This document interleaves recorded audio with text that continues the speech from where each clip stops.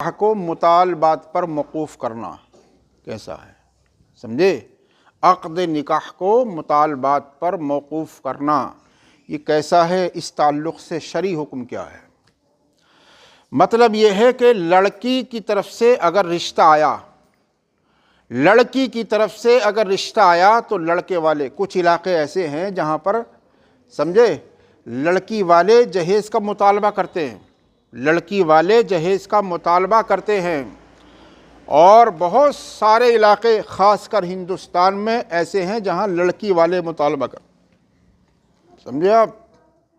اور کچھ علاقے باہر ایسے بھی ہیں، سننے میں آیا ہے کہ جیسے سعودی عرب وغیرہ یا اور عربی ممالک ہیں، ان میں کچھ علاقے ایسے ہیں جہاں مطالبہ جو کرتے ہیں وہ لڑکے کی طرف سے مطالبہ نہیں کیا جاتا، لڑکی کی طرف سے کیا جاتا ہے، اور جہیز جو دیا جاتا ہے وہ لڑکے کی طرف سے جہیز دیا جاتا ہے۔ اپنے ہاں لڑکی کی طرف سے جہیز دیتے ہیں، لیکن کچھ علاقے ایسے بھی ہیں کہ جہاں پر لڑکے والے جہیز دیتے ہیں اور لڑکی والے مطالبہ کرتے ہیں، لڑکے والے جہیز دیتے ہیں، سمجھے، اور لڑکی کی طرف سے جو ہے مطالبہ کیا جاتا ہے، لسٹیں تیار کی جاتی ہے کہ ہمیں یہ چاہیے، ہمیں یہ چاہیے، ہمیں یہ چاہیے، سمجھے، تب لڑکی کی رخصتی ہوتی ہے اور تب جو ہے نکاح ہوتا ہے۔ اور ہمارے ہندوستان میں زیادہ تر کیا ہے؟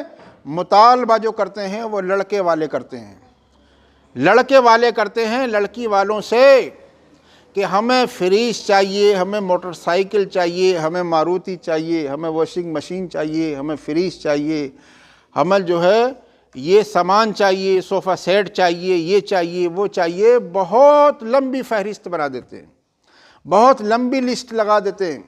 تو بہرکیف یاد رکھو کہ یہ مطالبہ لڑکے کی طرف سے ہو یا لڑکی کی طرف سے ہو، اس کا نام دیا جاتا ہے جہیز، اس کو کہتے ہیں جہیز، جہیز کہتے ہیں۔ مگر آپ کو یہ بتایا گیا تھا کہ اس جہیز کا اسلام میں کوئی تصور نہیں، جہیز جو ہے اسلام میں کوئی چیز نہیں ہے جہیز، چاہے وہ مطالبہ لڑکے کی طرف سے ہو یا لڑکی کی طرف سے ہو، کوئی چیز جہیز اسلام میں نہیں ہے۔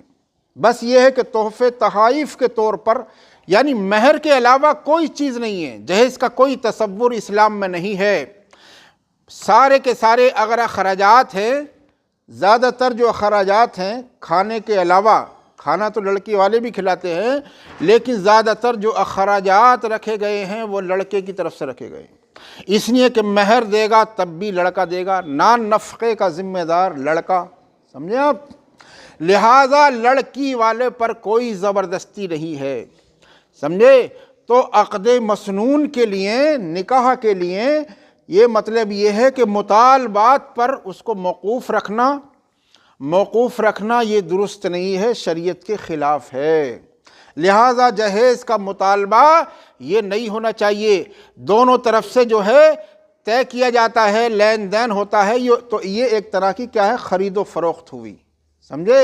مقصود کو غیر مقصود اور غیر مقصود کو مخصوص قرار دینا ہوا۔ لہٰذا اصل جو مقصود ہے، لوگ یہ سمجھتے ہیں کہ اصل جو مقصود ہے جو وہ تو مال حاصل کرنا ہے، وہ تو جہیز حاصل کرنا ہے، اور نکاح جو ہے یہ تو مال و اسباب حاصل کرنے کا ایک ذریعہ ہے۔ لہٰذا نکاح کو تو بنا دیا غیر مقصود اور مال و اسباب کو بنا دیا مقصود، جبکہ اصل مقصود جو ہے وہ نکاح ہے، عقد مسنون ہے، سمجھیں آپ؟ لہٰذا ان ساری چیزوں کا مطالبہ کرنا اور عقد نکاح کو ان چیزوں پر موقوف رکھنا یہ شرعاً درست نہیں ہے۔ اگر یہ ہے کہ طے ہوا ہے اور زبردستی ہو رہی ہے، لین دین جو ہے وہ طے ہو رہا ہے، تو یہ تو ایک طرح کی رشوت ہے، اور رشوت جو ہے وہ شریعت میں حرام ہے، رشوت شریعت میں حرام ہے۔ لیکن ہاں یہ ہے کہ بغیر کسی مطالبے کے بخوشی لڑکے کی طرف سے یا لڑکی کی طرف سے اگر کچھ دیا جا رہا ہے تو تحفہ تو لڑکے والے بھی دے سکتے ہیں، تحفے تحائف لڑکی والے بھی دے سکتے ہیں، تحفہ تحائف کوئی بھی دے سکتا ہے۔ لہٰذا آپ کی بات سمجھ میں آ گئی ہوگی کہ جہیز پر پابندی لگنا چاہیے، اور جہیز کا کوئی تصور اسلام میں نہیں ہے۔ جہیز پر کنٹرول ہونا چاہیے، جہیز کا کوئی تصور اسلام میں نہیں ہے۔ اور ہم نے آپ کو یہ بتایا تھا کہ کسی کو اگر مالیت دینی ہی ہے، رقم دینی ہی ہے، اپنی لڑکی کو خوش کرنا ہے تو وہ خفیہ طریقے سے بھی دے سکتا ہے۔ اللہ تعالی ہمیں عقل سلیم عطا فرمائے، ہدایت نصیب فرمائے اور ہم سب کو عمل کی توفیق عطا فرمائے۔